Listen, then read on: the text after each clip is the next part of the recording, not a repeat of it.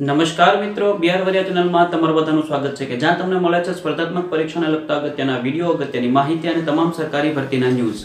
તો મિત્રો, Sunday comment બોક્સના આપણા 7મા એપિસોડમાં તમારા બધાનું હાર્દિક સ્વાગત કરું છું કે જ્યાં તમે પૂછેલા સવાલના જવાબ આપવાની કોશિશ કરીશ કે તમે જે કાંઈ પણ મને સવાલ પૂછેલા હતા, પછી તે યુટ્યુબના વિડીયોના અંદર હોય કે ઇન્સ્ટાગ્રામ ઉપર હોય કે ગૂગલ પ્લસ ઉપર હોય કે ફેસબુક ઉપર હોય, જ્યાં પણ તમે જે સવાલ પૂછેલા હતા એના જવાબ આપવાની આપણા વિડીયોમાં કોશિશ કરીશ. તો વિડીયોને તમે શરૂથી લઈને એન્ડ સુધી જોતા રહેજો કેમ કે તમામ સવાલના જવાબ આપવાની કોશિશ કરવાનો છે. તો ચાલો જોઈએ આપણે આજના આ સન્ડે કોમેન્ટ બોક્સમાં કેવા સવાલ આવે છે અને કેવા જવાબ તેના મળે છે.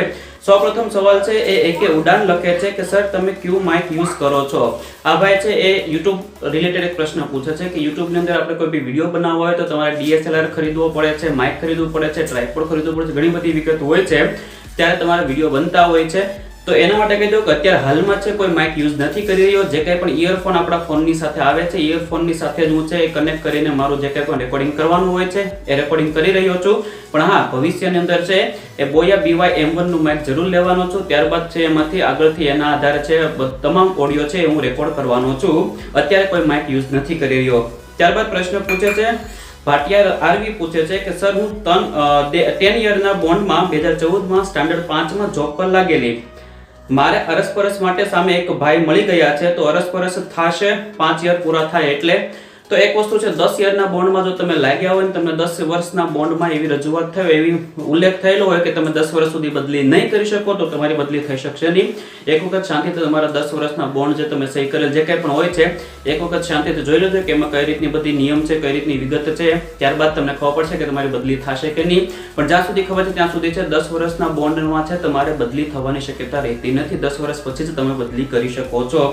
ત્યારબાદ છે અલ્તાફ અજમેરી લખે છે કે સર DPEO બનવા માટેની લાયકાત શું હોય છે. તો એક વસ્તુ છે DPEO બનો કે DEO બનો એના માટે મિનિમમ તમારે છે માસ્ટર ડિગ્રી કરેલી હોવી જોઈએ કોઈ પણ ફિલ્ડની અંદર, એટલે કે કોઈ પણ સ્ટ્રીમની અંદર તમારી માસ્ટર ડિગ્રી કરેલી હોવી જોઈએ. પ્લસ GPSC ની એક્ઝામ પાસ કરવાની હોય છે. GPSC એક્ઝામ પાસ કરીને ઇન્ટરવ્યુ પાસ કરો છો ત્યારબાદ તમે DPEO કે DEO બની શકો છો. આ યાદ રાખજો મિત્રો. ત્યારબાદ પ્રશ્ન છે એ સિપાઈ અકીબ લખે છે કે કરંટ ભરતી ચાલુ છે તેમાં દાહોદમાં 10 યરના બોન્ડ છે છતાં પણ 3 યર પછી અરસપરસ બદલી થઈ શકે?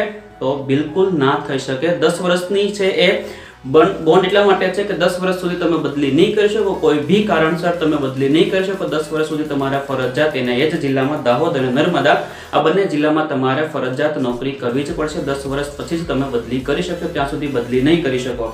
ત્યારબાદ છે પ્રભા પટેલ લખે છે કે તાલુકા પસંદગીમાં કેટલા ડેમાં બોલાવશે અંદાજિત. તો તાલુકા પસંદગી માટે અંદાજિત તો હવે કોઈ અંદાજ ન આવે. મેં તમને લાસ્ટ એક વિડીયોમાં તમને કીધેલું હતું કે 20 જાન્યુઆરી છે કદાચ બોલાવવાની શક્યતા, 20 જાન્યુઆરી આસપાસ કદાચ બોલાવશે. એક્ઝેક્ટ ડેટ નથી હજી પણ મિત્રો કહી દઉં છું. પછી તમે ઘણા વાર કોમેન્ટ લખો છો કે મન ફાવે તારીખ આપી દો છો, તમે આમ કરો તેમ કરો છો. એવું નથી. મારી પાસે જે માહિતી આવે તેના આધારે તમને કહું છું કે 20 તારીખ છે એના આધારે કદાચ 20 જાન્યુઆરી આસપાસ કદાચ તમને બોલાવવાની શક્યતા રહેલી છે. મિત્રો યાદ રાખજો. ત્યારબાદ છે વાઘેલા જ્યોત્સના લખે છે કે હેલો સર, મારા ડોક્યુમેન્ટ વેરીફાઈ થઈ ગયા છે. મને એક્સેસ કેન્ડિડેટ તરીકે બોલાવી હતી. વેટિંગમાં હેન્ડીકેપની જગ્યા અલગથી હોય. મારી SC કેટેગરી છે તો શું વારો આવી શકે? પ્લીઝ આન્સર રિપ્લાય મી.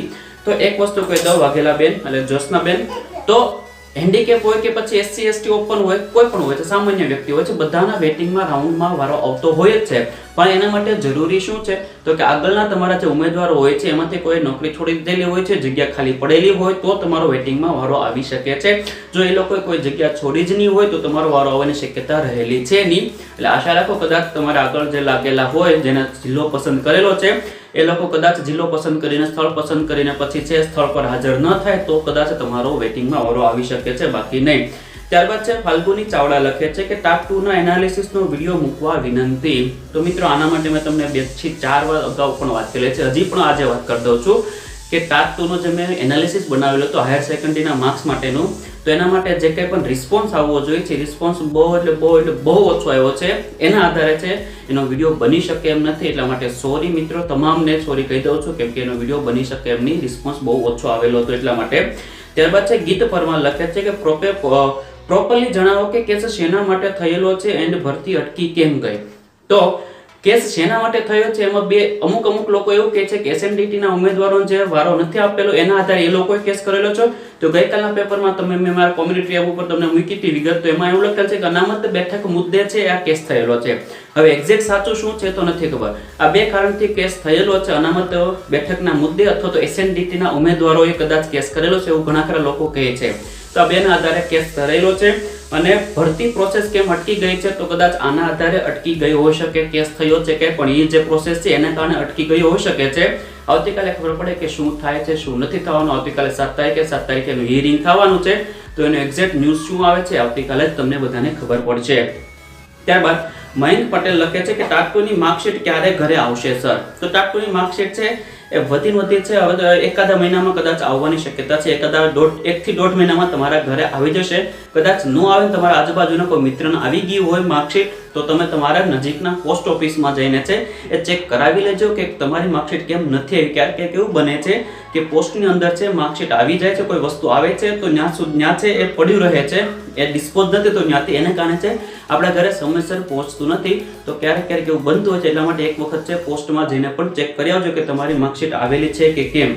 ત્યારબાદ છે નેહલ પટેલ લખે છે કે સર વિદ્યા સહાયક ભરતી વેટિંગ રાઉન્ડ કટ ઓફ કેટલું રહેશે?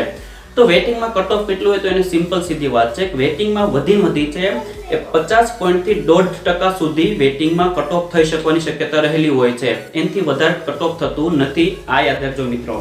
ત્યારબાદ છે એ વસાવા સુનીતા લખે છે કે સર હું ફરી ટેટ2ની એક્ઝામ આપું અને જો ફેલ થવાય તો 2017ની માર્કશીટ માન્ય ગણાય કે છેલ્લી માર્કશીટ જ વેલિડ ગણાય? તો એમાં એક જ વસ્તુ છે, તમે કદાચ ગમે એટલી એક્ઝામ આપો છો, તમારી પાસે જે માર્કશીટ પાસ થયેલાની હોય છે એ પાસ થયેલી માર્કશીટ જ તમારી માન્ય ગણાતી હોય છે. પછી તમે 2016માં પાસ થયા હોય કે 17માં કે 18માં કે 19માં ગમે ત્યારે પાસ થાવ, જે પાસ થયેલા છે જે વધારે માર્ક્સ આવેલા છે એ માર્કશીટ તમે રજૂ કરી શકો છો. તમારી કોઈ બી ભરતીમાં એ માન્ય ગણાય છે, કોઈ વાંધો આવતો નથી. કદાચ તમે ફેલ થઈ જાવ તો પણ કોઈ વાંધો આવતો નથી મિત્રો, યાદ રાખજો. ત્યારબાદ છે નેહુ ચૌધરી લખે છે કે હા સ્ટે નહીં આવે તો ભરતી કેટલો ટાઈમ લંબાઈ શકે અને કેસ શેના માટે કરવામાં આવ્યો છે? કેસ શેના માટે કરવામાં આવ્યો છે એની વાત તમને અગાઉ કરેલી છે. અને કેટલો ટાઈમ લંબાઈ શકે એની વાત કરે તો કે કેટલો સમય લંબાઈ શકે એનો તો એક્ઝેક્ટ ખાતરી ન હોય. સ્ટે જો આવી જાય તો ક્યારેક લાંબો સમય પણ નીકળી જતો હોય છે સ્ટે આને કારણે. એટલે એક્ઝેક્ટ સમયગાળો તમને ન કહી શકે કે ક્યારે છે એ ક્યાં સુધી લંબાઈ શકવાની શક્યતા રહેલી છે, એ આપણે એક્ઝેક્ટ કહી શકીએ નહીં. ત્યારબાદ છે રાજેશ ઠાકોર લખે છે સર ફરીથી રાઉન્ડ પડે તો જગ્યામાં વધારો થઈ શકે ખરા? તો હા ચોક્કસ, જો કદાચ ફરીથી રાઉન્ડ પડે જગ્યા વધારી કરીને તો કદાચ જગ્યામાં વધારો થાય, પણ જો ફરીથી રાઉન્ડ પડે આની આ જ ભરતીમાં તો કદાચ ન પણ જગ્યામાં વધારો થાય, પણ એવું શક્યતા રહેલી છે જ નહીં, ફરીથી રાઉન્ડ નહીં પડે મિત્રો, યાદ રાખજો.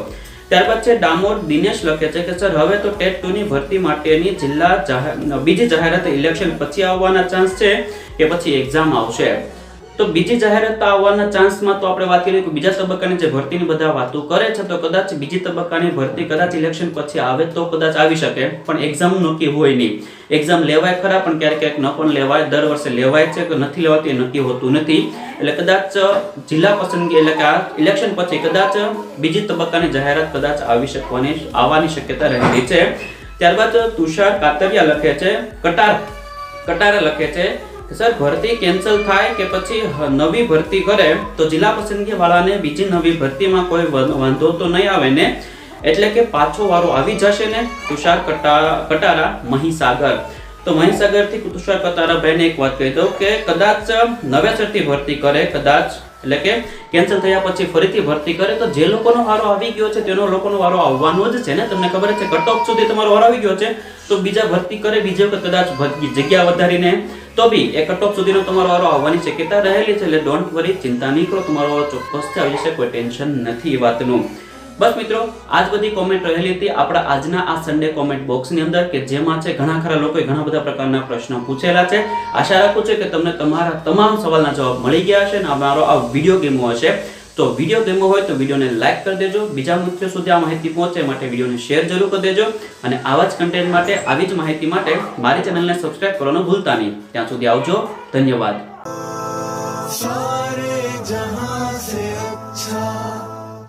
हिंदुस्तान हमारा